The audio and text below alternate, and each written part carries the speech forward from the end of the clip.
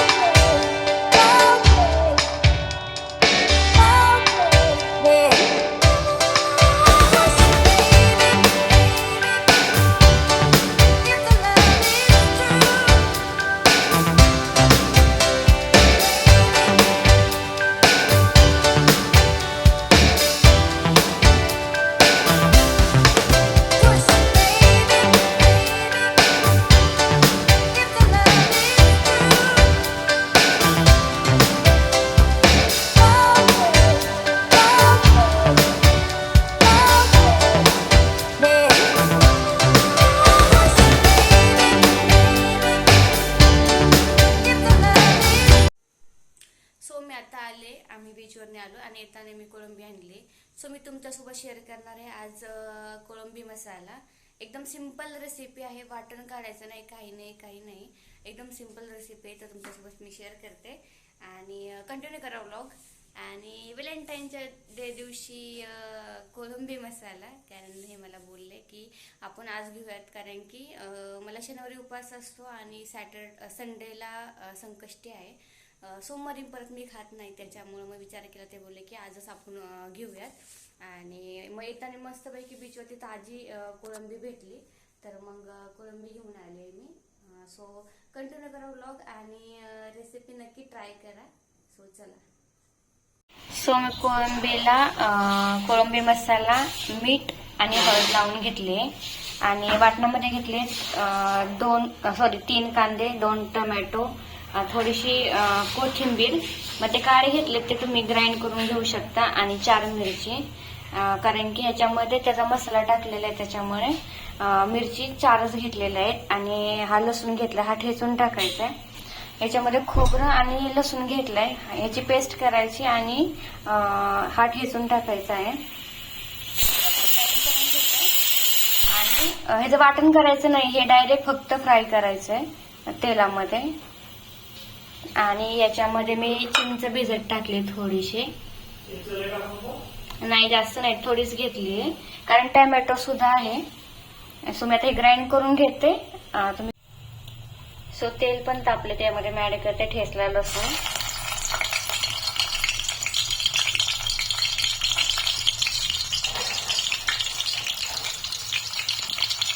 Gas कमी ठेवायचं. आणि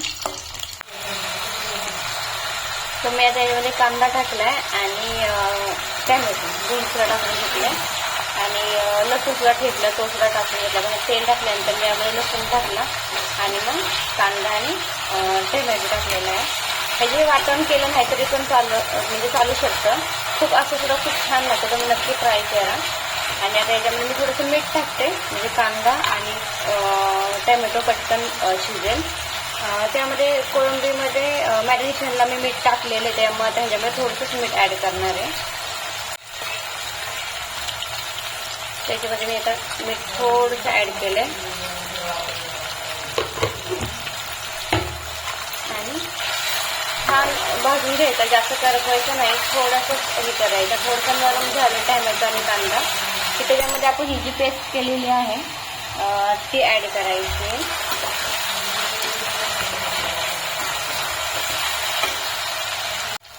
आता कांदा आणि टोमॅटो जो आपण टाकलेला आहे तेलामध्ये छान थोडासा मॉइस्ट झालाय. तर थोडंसं नरम पडला कीच त्याच्यामध्ये ऍड करायचं जे आपण वाटण घेतलेलं आहे ते. जास्त काळसर करायचं नाही, म्हणजे कांदा आणि टोमॅटो हे जे वाटण घेतलेले त्याच्यामध्ये ऍड करायचं. आणि पूर्ण त्यामध्ये भांड्याचं पूर्ण काढून टाकते त्यामध्ये.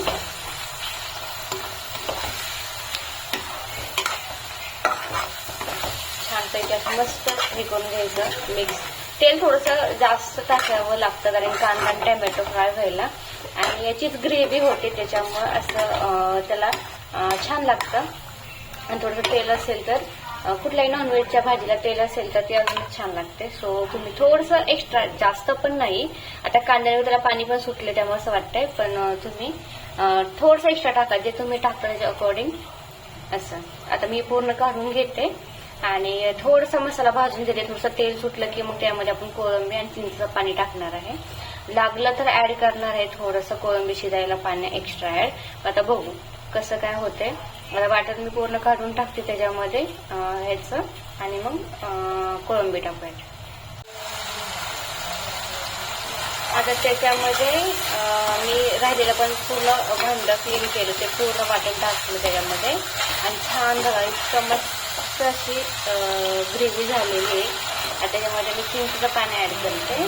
त्यातले मी चिंच काढून घेतले आणि पाणी आहे थोडंसं टाकणार आहे, त्यांना जास्त आवडत नाही.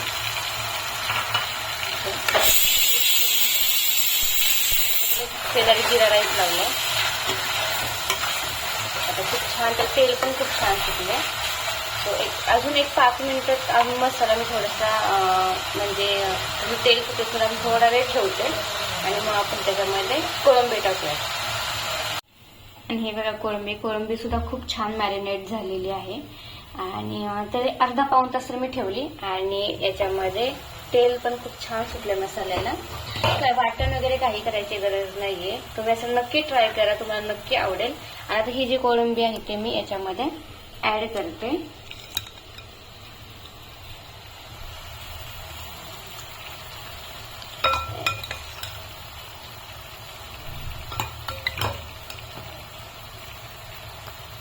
आणि याच्यामध्ये छान अशी परतून टाकूया.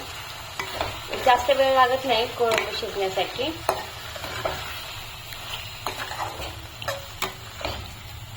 मी गॅस फुल करते कारण मी कमी गॅस ठेवला होता.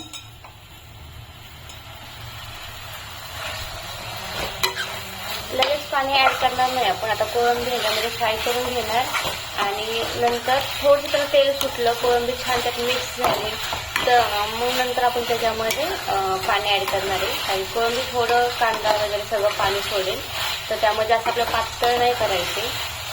आता छान मिक्स झाली आहे, तर त्याच्यामध्ये मी आता त्याला झाकण ठेवते. एक थोडा वेळ द्यायचं, त्याला छान असं तेल वगैरे सुटेल. तुम्ही पाहू शकता आता सुरुवात झाली आहे. आणि गॅस करते कमी, आणि 5 मिनिटं ठेवते. 5 मिनिटांनी आपण पुन्हा भेटू. आणि आता 5 मिनिटं झाले, कांद्याला तेल सुटले तुम्ही पाहू शकता. स्मेल खूप छान येतोय. आणि हे जे पाणी आहे मॅरिनेशन केलेलं आणि वाटणचं, तर तेच मी त्याच्यामध्ये ऍड करणार आहे.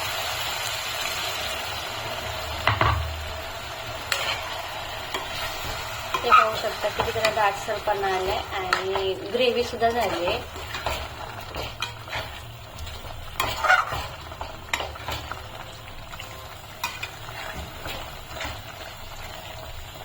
मी थोडंसं पाणी ऍड करते की जेणेकरून थोडंसं कोळंबी शिजायला पण लागेल.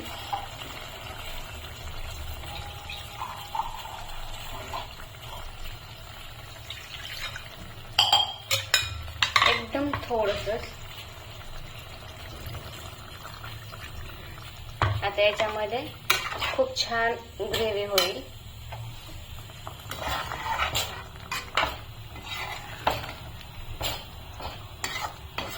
पाहू शकता.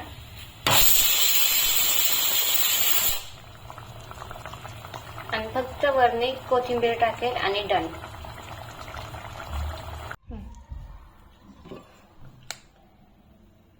कशी मस्त छान.